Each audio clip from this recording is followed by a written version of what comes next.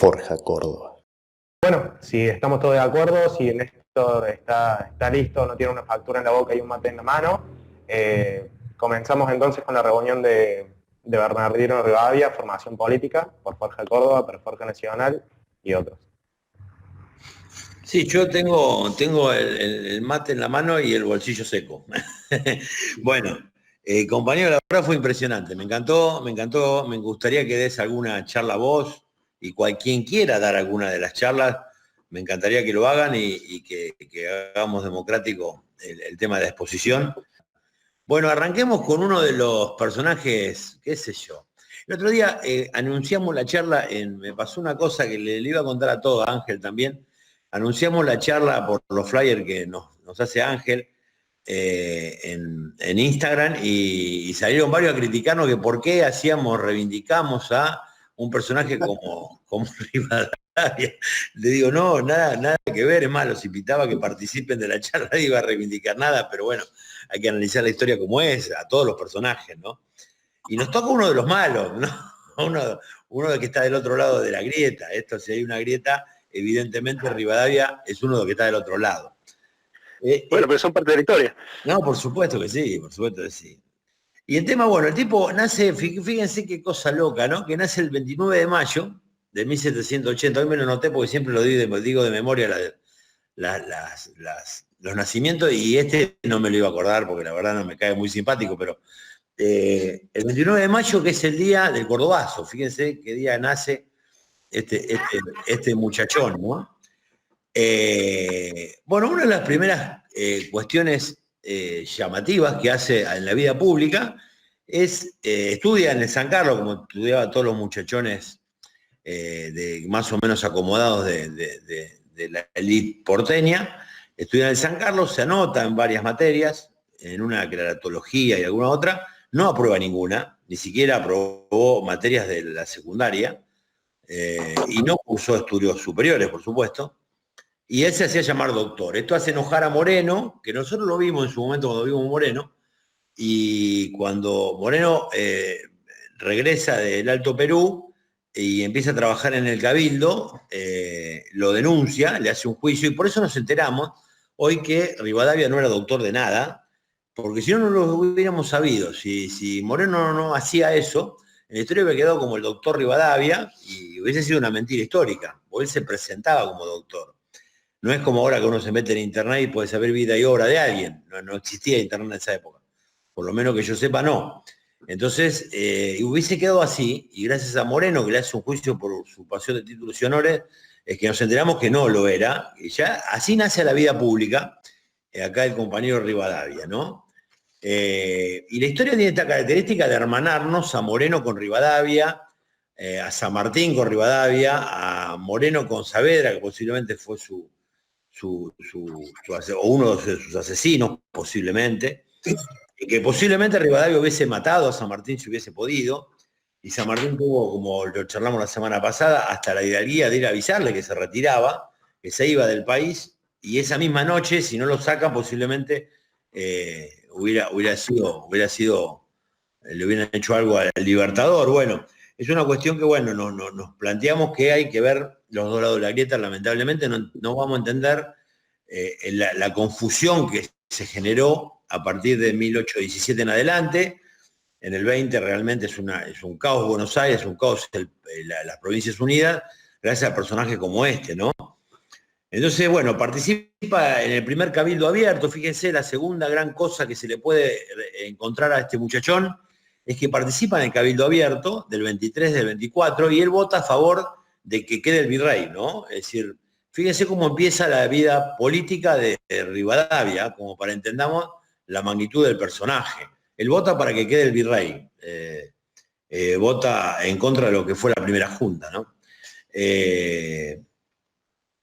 Peleó en las invasiones inglesas con un regimiento que se llamaba Gallegos. No tienen porque todos pelearon en realidad contra las invasiones inglesas, pero no tienen un marcado, una marcada participación o estrellato, o como queramos ponerle en esa invasión. Sí se sabe que participó defendiendo defendiendo a lo que era el virreinato en ese momento. Y bueno, forma parte del primer intento de formar un ejecutivo, que es el triunvirato de 1811, ya muerto Moreno. Se intenta hacer el primer ejecutivo, que lo forma Paso, Chiclana y Zarratea, y él pasa a ser ministro, secretario de Guerra y Gobierno. Tal vez el puesto más importante del triunvirato, inclusive todos dicen que él tenía mucho más poder que cualquiera de los del triunvirato, y bueno, él plantea unas cosas en 1812 que es raro, porque si uno ve el accionar anterior de Rivadavia y el posterior especialmente, con respecto a la posición al Ejército Libertador, a San Martín y determinadas otras cuestiones, el empréstito de Lavarín, y vamos a ir viéndolo con el desarrollo de estos minutos, vemos que es raro lo que plantea en 1812, porque plantea repartir tierras, cosa que no lo había planteado ni Moreno. Moreno había planteado que necesitamos industria nacional, y que planteaba que la primera industria nacional debería ser una industria de armas, que también lo hizo el Libertador cuando estuvo en Cuyo, que lo vimos la semana pasada. La primera ley de protección a la industria nacional la manda el Libertador a la Asamblea del año 16 para que se proteja las cosas que se fabricaban en el territorio de las Provincias Unidas. Pero qué raro que nadie había hablado de reparto de tierras, y nos vamos a dar cuenta de por qué lo plantea 10 años después. Porque suena, para muchos de la izquierda, especialmente de la izquierda del principio del siglo, de la mitad del siglo, Rivadavia era una de las personas más importantes de la vida civil argentina. Esto fue así, porque estaba en contra de la Iglesia, porque tenía determinadas cuestiones, y le reivindican esta cuestión de la repartición de tierras. Pero cuando vamos a ver el empréstito de Lavarín, vamos a ver cómo se repartieron las tierras, porque es un tema bastante sensible y complicado de explicar, porque el empréstito con Lavarín es muy complicado y perjudicó tanto a lo que era el incipiente país, que vamos a ver por qué lo planteó, porque es llamativo que haya planteado esto, y para determinado lugar de la izquierda, hasta la década de 60 diría, Rivadavia era el personaje civil más importante. Y mucho de la izquierda, inclusive la izquierda peronista, no reivindicaban a San Martín porque lo habían puesto, especialmente en la década de 1930, en la década infame, había puesto a San Martín únicamente como militar. Esta ambición que tenía la izquierda argentina con respecto a los dos personajes, que fue muy raro. Por eso digo, nos descafeinaron la historia, nos han manoseado a los padres fundadores, han desaparecido de la historia. Por ejemplo, Leandro Alem es una persona desaparecida de la historia. Nos quisieron desaparecer a San Martín, desaparecieron a Moreno, de hecho. Poco sabemos del plan de operaciones, muy poco los reivindican. Pero volviendo a este personaje, plantea esto en el 2 y llama la atención mucho eso. Bueno, el primer triunvirato es visto muy centralista, lógicamente, es centralista para las provincias. Y hay un movimiento dentro de lo que es la logia Lautaro y amigos de San Martín, de poner a Monteagudo, que es una persona muy cercana y amigo de San Martín, para cambiarle esta impronta centralista, y que no apoyaban al ejército, a la gesta emancipadora, y en la tentativa en poner a Monteagudo en el triunvirato, cambiar a uno de ellos. El tema fue que no lo quieren hacer, se niega especialmente Rivadavia, y en uno de los pocos, como hablábamos con el compañero, en uno de los pocos actividades políticas internas del Libertador en el territorio patrio, es una, que es ayudar a que caiga el primer triunvirato y a poner al segundo triunvirato, que es impulsado por la logia, inclusive por la logia Lautaro, es impulsado, y a partir del segundo triunvirato, cuando se avanza mucho en lo que es la ayuda a la gesta emancipadora, ¿no? Y esta es llamativamente es una de las pocas veces que interviene, y la segunda, como dijimos, es no defender al director supremo, a Posadas, que realmente era patético lo que le estaban planteando al Libertador, era volver con el ejército del Cruce para defender a una persona que era absolutamente desnable y un gobierno que era espantosamente centralista. Y bueno, tal es así que Posadas, no sé si saben, era el tío de Alvear, esta es una anécdota que cuento, y Alvear fue el que le escribió a Lord Stanford, que la carta existe y está, se puede leer, que queríamos ser nosotros colonia de Inglaterra y le pedíamos ser colonia. Eso fue lo que detuvo, porque después de que cae el primer triunvirato y que ya el libertador San Martín se había hecho cargo del ejército del Cruce, Belgrano y Rivadavia, en una mezcla bastante extraña de personajes, porque no tenían nada que uno con otro, son nombrados como para que vayan a Europa a ver cómo se tomaba, cómo se medía el termómetro político para plantear la independencia. Y cuando llegan a San Pablo, desembarcan en San Pablo, tanto él como Belgrano, y Belgrano se encuentra a este buen muchacho de Alvear, que tiene calles, hoy tenemos calles acá, Alvear y todo, porque muchos de estos que hacen cagada tienen calles por todos lados, y el tema es que este muchacho estaba planteando esto, y inclusive la carta de Lord Stanford, a Lord Stanford que le da a Alvear, se conoce gracias a Belgrano.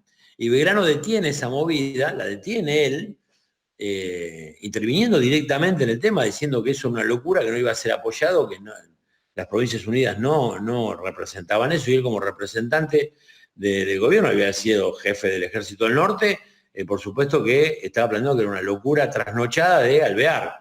Pero esto es lo que le planteaban a los ingleses en San Pablo.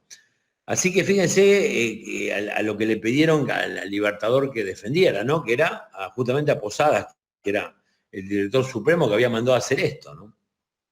En ese mismo momento también estaba en San Pablo un tal García, que vamos a ver a través del tiempo cómo García tiene, qué sé yo, desde firmas de tratados entregando la banda oriental después de haber ganado la guerra contra el Brasil, entrega la banda oriental, por ejemplo, firmando él.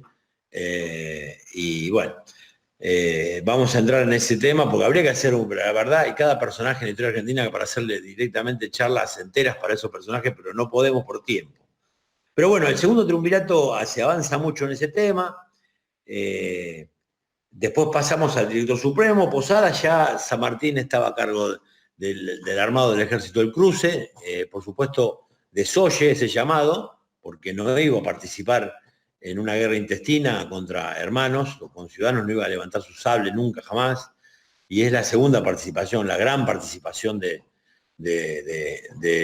libertador. Rivadavia va con Belgrano a Europa. Después de tener esto, Belgrano casi de casualidad, lo que quería hacer Alvear en San Pablo, llegan a Europa los dos, el amigo Rivadavia se encandila con las luces de la ciudad de Inglaterra, queda encandilado con eso, e inclusive hay cartas de Rivadavia halagando de tal manera a los ingleses que hasta da asco, ¿no? Leerlas, pero es muy interesante leerlas. Belgrano se queda poco tiempo, ve que no hay, porque estaban retomando el poder todas las casas, ¿cómo se llama? Las casas reales estaban retomando el poder en Europa y no había un plafón como para plantear la independencia en Europa, y había que hacerla desde acá, entonces no ve necesario quedarse y vuelve rápido.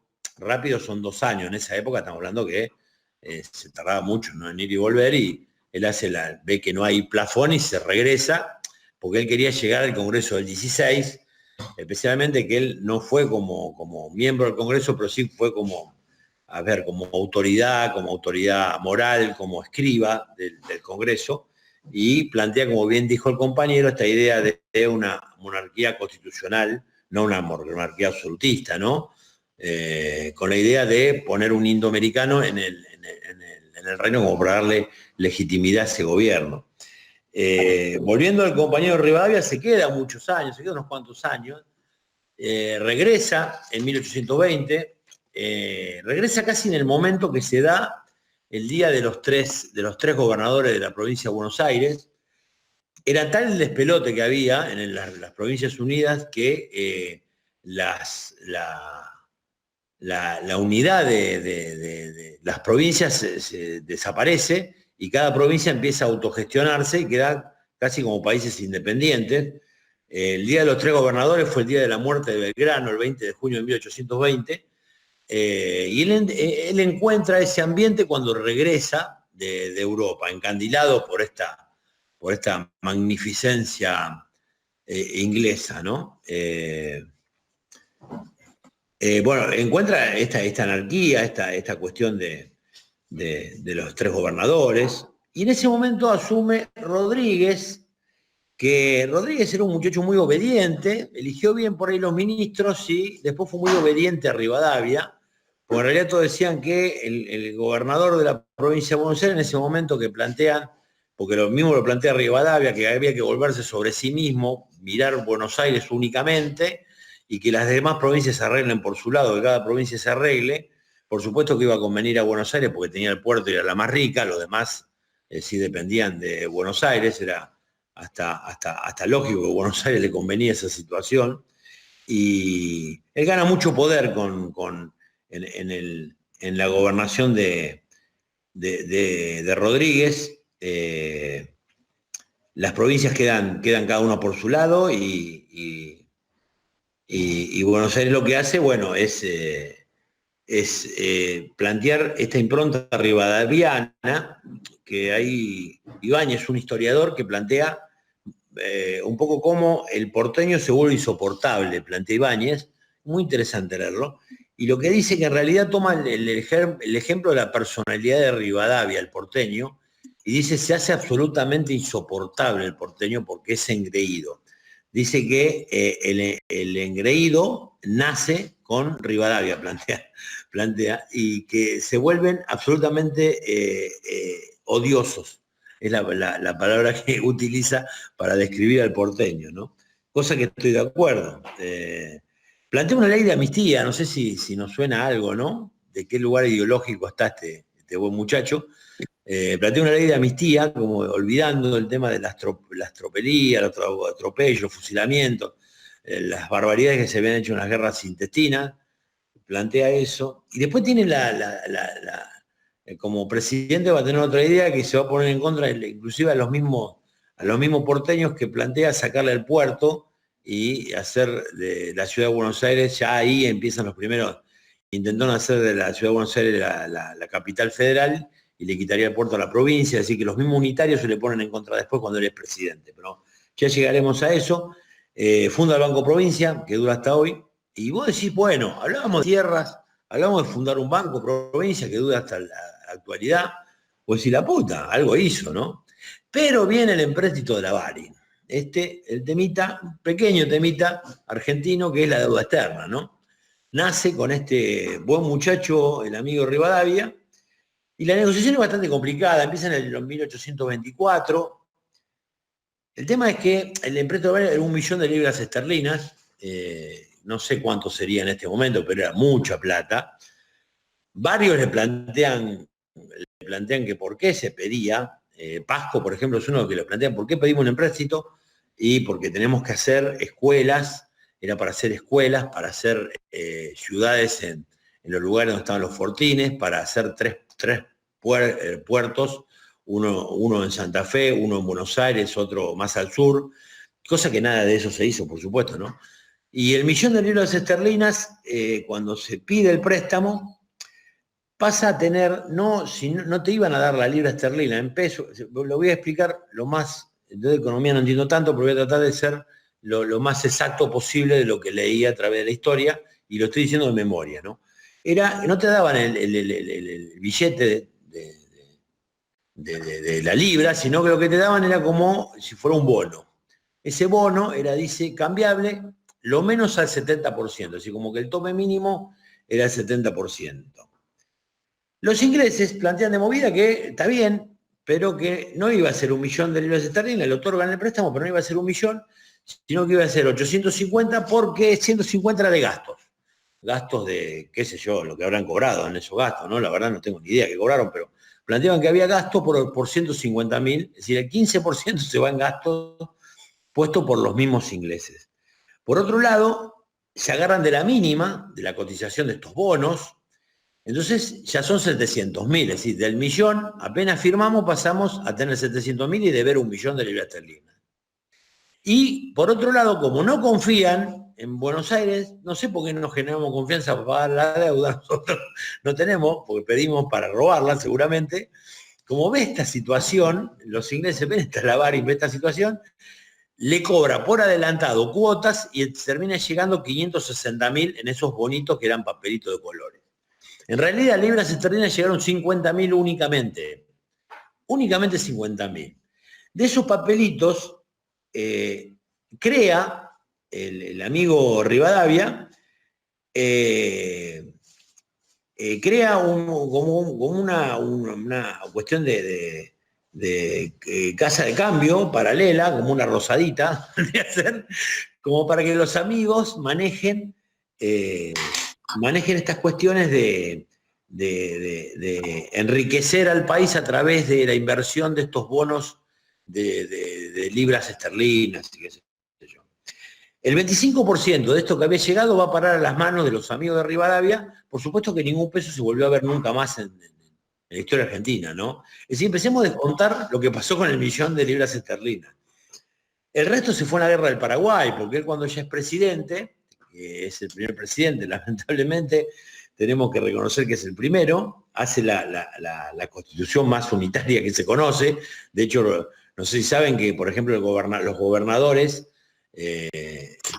tenían que pedirle permiso al presidente de la nación para ser gobernadores.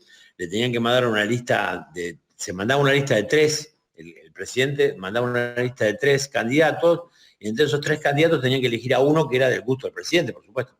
Y tenía que pedirle permiso, por ejemplo, si mandaron un delegado, a ver si al presidente le gustaba, lo aceptaba y si no lo echaba.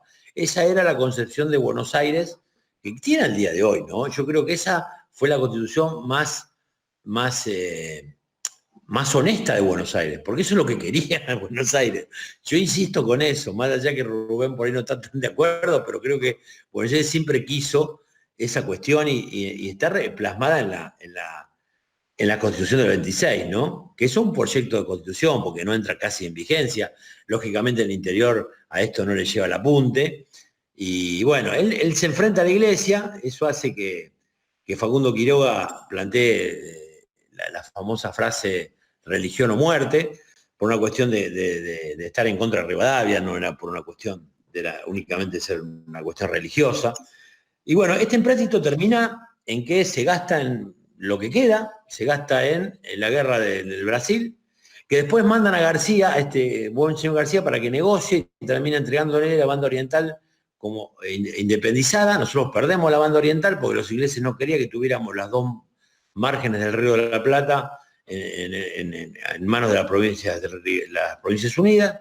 Entonces esto termina con que la plata se perdió, el empréstito se fue, y todos creen que, y hay un error acá histórico, creen que se termina pagando en la presidencia de Perón el empréstito de Rivadavia. No, más allá que genere alguna persona que diga, no, pero sí lo pagó Perón, porque no lo pagó Perón. Se paga en 1904, termina de pagarse el empréstito, 80 años después, y pagamos exactamente 14 veces lo que habíamos pedido del 1.000.000 de libras esterlinas. Pedido, no lo que había llegado, ni siquiera lo que disfrutó nadie, porque en realidad fue a parar a ningún lado esa plata. Pagamos 14 veces el valor actualizado, por supuesto. En vez de pagar 1.000.000, pagamos 14 millones de la década del 20. Eso fue como termina la historia. Él, después del rechazo de esta constitución del 26, absolutamente unitaria, termina teniendo que irse del gobierno. Dura muy poco tiempo la presidencia de Rivadavia. Y hay una cuestión que siempre se plantea, que es el sillón de Rivadavia, ¿no? Una cuestión que siempre me llamó la atención, porque el pedazo de turro llevó el sillón de la casa, pero después se lo llevó el sillón. El sillón que decimos el sillón de Rivadavia, no es el sillón de Rivadavia, porque el tipo terminó su presidencia y se lo llevó a la casa de vuelta, ¿no? Termina este muchacho viviendo con la sobrina lo estafan, termina, según dicen, con poco dinero, pero no se sabe bien qué fue, y él pide, a diferencia de San Martín, que había pedido para poner ejemplos de cómo la grieta influye hasta en lo personal, porque creo que tiene que ver mucho cómo uno ve el mundo y cómo ve a la patria, lo que hace después su desempeño político y las posturas políticas que se toman, que él pide que nunca jamás se repatrien sus restos a la Argentina, que nunca más regrese a las Provincias Unidas sus restos. En pocos años está de vuelta acá. Y el libertador que pidió que repatrien sus restos, que era su última voluntad, tuvo que esperar años para que se repatrien. Es una cuestión casi chistosa de Argentina. Nosotros hacemos cada cosa con nuestros personajes históricos, ¿no? Después hay una manera de cómo lo veían los ingleses, como para terminar esta somera mirada de Rivadavia, porque ya la semana que viene nos vamos a meter en algo más interesante que es Rosas y más complicado, por ahí necesitamos dos charlas para definir a Rosas. Hay un tipo que lo define que es Los Ponsonby, que se lo echan de Inglaterra porque en realidad tuvo un acercamiento a un amante de Jorge IV, entonces mejor se iban porque si no lo suicidaban al compañero este. Y viene y lo define como diciendo que es un personaje casi de comedia, y lo define casi como Sancho Panza, le pone a Rivadavia, que era un tipo que aspiraba a parecer algo que no era. Fíjense que después Jauretche usa esa frase como hablar de aspiracionales, ¿no? Cómo se va conectando todo con todo y cómo nada al no cambiar quedan abiertas las grietas. Cuando leemos las venas abiertas de América Latina son deudas que tenemos para con América Latina y estas son deudas que tenemos para con la Argentina, esta pelea cultural que hay que dar, ¿no? Y lo define como Sancho Panza. El tipo detesta tanto a la Argentina y a Rivadavia que dice, en esta tierra de mierda me quiero suicidar, pero no puedo porque ni siquiera hay un árbol en esta tierra despreciable. Es decir, el tipo despreciaba tanto a la provincia de Río de la Plata que no tenía ni dónde suicidarse el tipo. Y lo define muy bien, diciendo que es un personaje casi un paso de comedia, como una mala copia de un inglés, y lo define como Sancho Panza, ¿no? Que para el inglés, Sancho Panza era un personaje español, un personaje de menor valía en ese momento. Y entre las grandes cosas que hizo Rivadavia, no nos olvidemos, me estaba olvidando porque lo estoy diciendo de memoria, que firmó, dentro de lo que era el empréstito, firmó un gran convenio de libre comercio con Inglaterra. Imagínense que ellos estaban en plena revolución industrial, nos podían mandar lo que quisieran, era lo que querían los ingleses, pero en el 25, después de firmar eso, en el 25 aceptan la independencia argentina. Es decir, costó una deuda externa que pagamos 80 años después, ¿no? Pero dijeron, bueno, ahora sí los reconocemos independientes. Y por otro lado, firma este convenio de libre navegación, como si nosotros fuéramos a navegar el Támesis, una estupidez, y que nosotros podíamos comerciar libremente con Inglaterra y meter nuestros productos industriales en Inglaterra. Podíamos meter un poncho, no sé qué podíamos meter en Inglaterra, cuando ellos estaban en plena revolución industrial. Y otros historiadores lo ponen a Rivadavia, no tratando de, por supuesto, para mí es un traidor de la patria, pero otros lo ponen como una manera más académica, diciendo que era tibio para las cuestiones de la patria, ¿no? Era como frío, le diría un pecho frío de la historia, ¿no? Y no fue un pecho frío, fue un pecho caliente para los intereses ingleses, y firmaron un tratado de libre comercio con Inglaterra cuando el general San Martín estaba planteando el proteccionismo de la incipiente industria nacional, por ejemplo la vitivinícola, que la arruina este convenio, la arruina a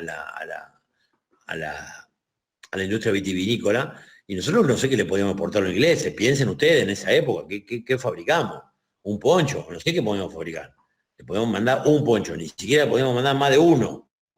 Así que estas son las cosas que hicieron estos chicos. Las 50.000 libras esterlinas se convirtieron en 1 millón de deuda y terminamos pagándola 15 veces el valor nominal, 80 años después, y hasta el día de hoy es como que no podemos terminar con este tema de gobiernos de derecha endeudando a la Argentina, gobiernos populares tratando de desendeudarla, porque sabemos lo que significa y lo que representa el no poder manejar el erario público libremente, como logró reconstruir el entramado de justicia social en su momento el peronismo, Irigoyen, Néstor y Cristina. Alfonsino intentó, no tuvo viento de cola, pero sí lo intentó y era una cuestión que estaba, por supuesto.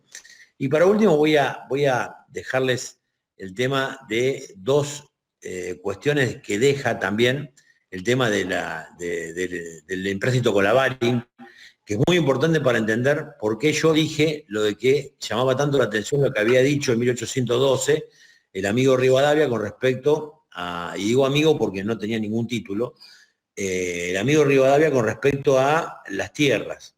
Nosotros ponemos como, con esto cierro, y disculpen si lo hice muy rápido y muy breve porque es muy largo el tema, realmente es una década y pico, él pone como garantía las tierras públicas de la provincia de Buenos Aires y se sacó una ley que a partir de ahí la provincia de Buenos Aires no podía vender sus tierras fiscales, entonces se podían alquilar las tierras, pero no se podían vender porque ya no les pertenecía a la Varin.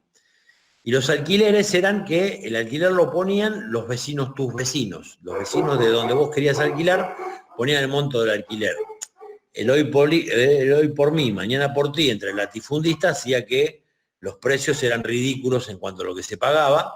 Los latifundistas hicieron de toda la tierra de la provincia de Buenos Aires, estos tipos que hoy vemos millonarios rompiendo las pelotas con el tema del precio de la soja y las retenciones, son los mismos, son los descendientes de aquellos tipos que nos robaron las tierras a través de la Varin, y eso después se convirtió en propiedad privada, es decir, al paso del tiempo, esos alquileres se convirtieron en propiedad privada y nos robaron la pampa húmeda, prácticamente la robaron, se las quedaron. Esa es una de las leyes que nos deja el empréstito, el hermoso empréstito que firmó el amigo Rivadavia, y la otra es para que vean ustedes cómo veía a las clases sociales, todo Rivadavia y su gente, cómo la ve Macri, cómo la ve la derecha en general, cómo la ve todo el PRO y esta cuestión de esta UCR, no el radicalismo, por supuesto, estamos hablando de UCR como sello goma, que plantea la ley de vagancia, es decir, la persona que era pobre podía ser o arrestada o mandada al ejército.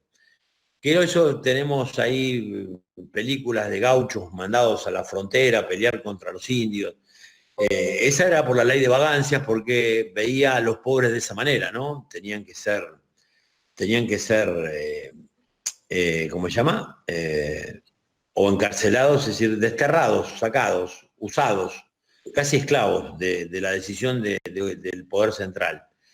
Y para terminar esto, fíjense cómo habrá sido esta cuestión de Rivadavia, que el mismo Sarmiento coincide ideológicamente con Rivadavia, es decir, para que tengamos una envergadura de lo que fue Sarmiento, que tuvo una discusión muy grande con un puntano que quería reivindicar a Sarmiento y estaba realmente cayendo en mentiras porque hay datos empíricos que Sarmiento tenía la visión que tenía, ¿no? Que se le inventaron, y inclusive publicaciones en diarios de él y determinadas cuestiones y medidas de gobierno. Lo que dice es que Rivadavia la tenía muy clara, era gente muy preparada, pero no supieron ejecutarla, las ideas, ¿sí? Como la ejecutaron mal. Eso hablando de la presidencia de Rivadavia, que duró muy poco, ¿no? Con esto terminamos, tratamos de meterle uno de los malos, uno de los chicos malos en la introducción y el final de lo que fue y con lo que renegó San Martín especialmente, fue el que más lo sufrió. Se dice que lo quiso matar el día que se estaba yendo San Martín, fue la persona que más lo combatió. San Martín, la única medida de gobierno, digo, disculpen, la única medida de política interna que toma es estar en contra del triunvirato que manejaba Rivadavia, así que imagínense el desprecio que tenía uno de los el Libertador con respecto a estos personajes vendepatrias, traidores a la patria. Así que bueno, con esto abro el debate, les agradezco, humildemente fue tratar de resumir todo en poco tiempo y es difícil, así que agradezco también la participación y cómo fue la introducción del compañero, así que los dejo a lo que quieran, a charlar, a debatir, a preguntar.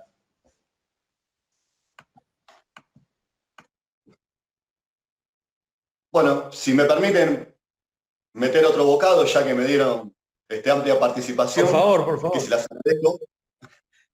Bueno, con Todos los respecto bocados necesarios. a cómo nos miran o cómo nos manifestamos, claramente nuestros actos hablan por nosotros, ¿verdad?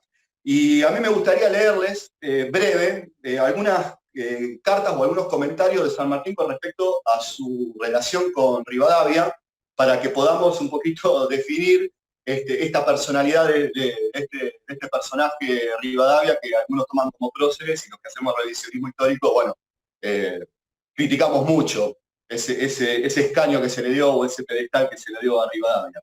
La relación entre Rivadavia y San Martín empieza mal de entrada, ¿sí? Recordemos que San Martín llega en febrero de 1812 a las Provincias Unidas del Río de la Plata, 2 años después de la Revolución, con el título de teniente coronel de caballería de los ejércitos del rey, al cual nosotros acá le hacíamos la guerra. ¿Sí? Entonces esto levantó, obviamente, suspicacias, porque no se sabía si venía realmente a ofrecer su sable a la Revolución o venía como espía. Y él es recibido por el triunvirato. Él mismo le dice en el año 1848, en una carta al entonces presidente del Perú, al mariscal Ramón Castilla, que yo llegué a Buenos Aires a principios de 1812 y fue recibido por el triunvirato. Por uno de los vocales con favor y por los otros con desconfianza, muy marcada.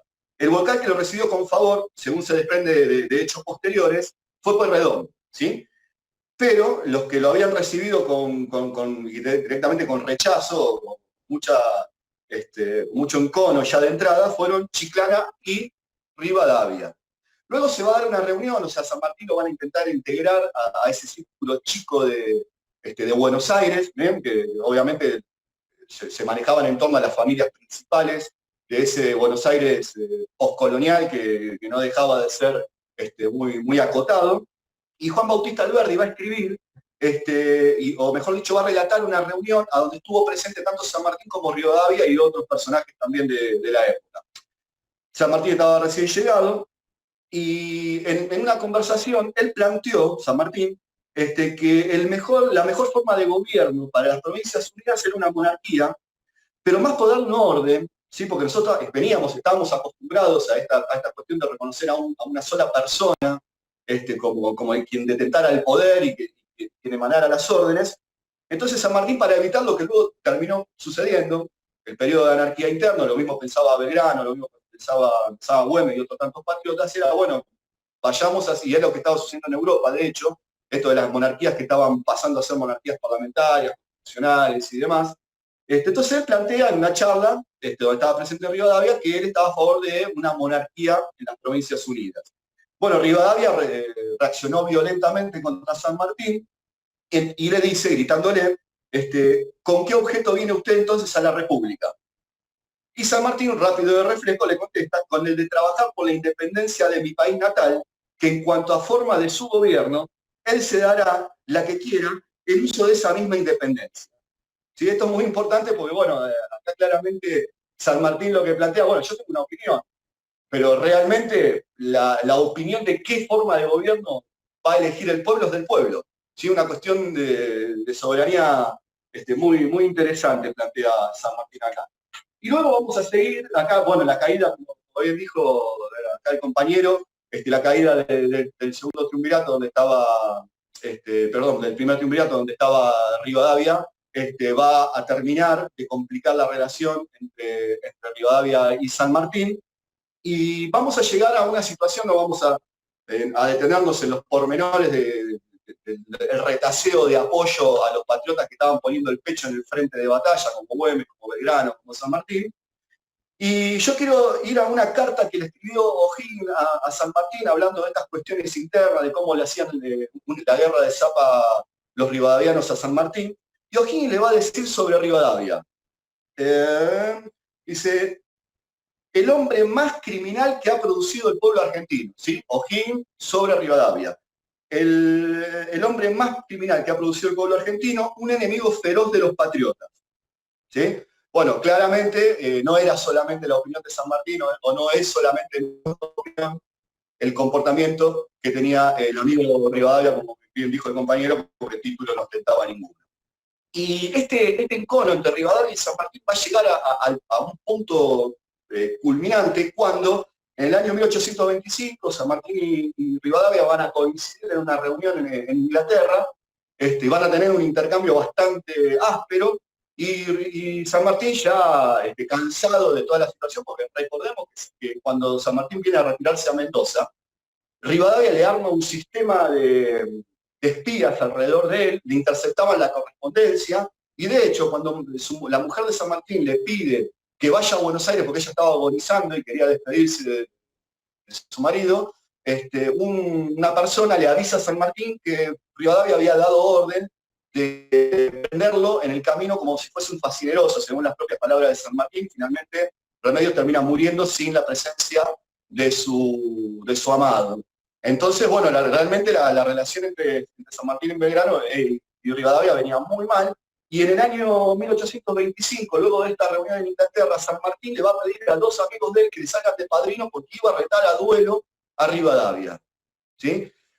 Bueno, creo que esto ya deja a las claras cuál fue la relación entre ellos, y obviamente estamos hablando de la relación entre el padre de la patria y un personaje, como bien dijo el compañero en la charla, que a un puñado de quizás buenas ideas en los políticos contraponemos grandes males para la patria. Y por último, de San Martín va a opinar sobre Rivadavia con respecto a lo que fue el golpe de Estado que dio Lavalle contra Dorrego, ¿sí? Que dice San Martín que los autores del movimiento del 1 de diciembre, el fusilamiento de Dorrego, son Rivadavia y sus satélites. Y a usted le consta los inmensos males que estos hombres han hecho no solo al país, sino al resto de América con su infernal conducta. ¿Sí? Esto era lo que decía en carta el general San Martín con respecto a Rivadavia. Así que bueno, a través de las propias palabras de San Martín, creo que suma un poco para la construcción de este personaje que fue Rivadavia, escuchar al padre de la patria y a otro personaje como fue O'Higgins, también muy importante para el hermano pueblo chileno, que realmente la diferencia entre unos y otros es muy clarito, cómo terminaron unos y cómo terminaron los otros, ¿no? Mientras que San Martín se va al exilio con muchos problemas económicos, porque no se le reconocían sus servicios, sus pensiones y demás. O'Higgins se tiene que exiliar al Perú. Bueno, Belgrano muere absolutamente en la pobreza, dándole su reloj en forma de pago a su médico. Güemes poniendo el frente traicionado por los comerciantes salteños que no habían podido derrocarlo con el golpe de la Patria Nueva, y al haber perjudicado sus negocios con el Alto Perú, deciden facilitar el ingreso de una partida realista para que lo embosquen en la plaza de Salta, lo hieran de muerte, y 10 días después Güemes muera rodeado de sus gauchos. O sea, bueno, ¿por qué nosotros decimos que unos fueron los padres de la patria, que unos fueron próceres reales, y por qué los otros no llegaron a esa dimensión moral y patriótica para ganarse ese puesto de privilegio?